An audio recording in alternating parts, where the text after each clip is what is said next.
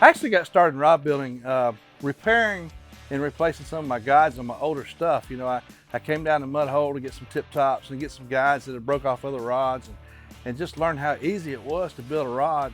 And from there, I built a couple of rods and saw how easy it was, and man, it's very addicting.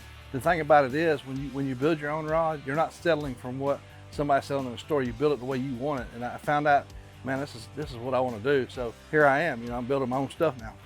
I make my own baits as well, a lot of flipping baits and stuff like that. And the thing of it is when a bait manufacturer or a rod company builds specific rods or baits, they do it to mass produce to fit the needs of the majority, the high percentage, what they're going to sell the most of. But when you build your own baits and you build your own rod, you build something that nobody else has. And I feel like that gives me an upper advantage.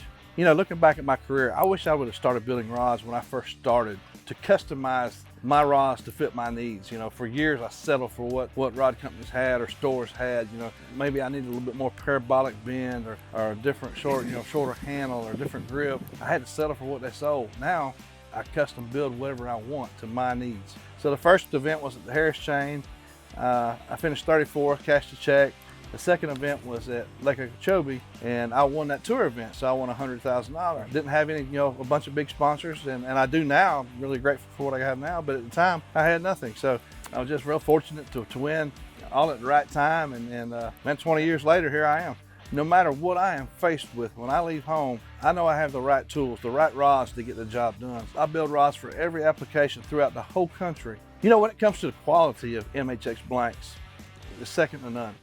When you custom build your MHX blanks, they're put together right, everything's jam up, and you're not gonna have a problem.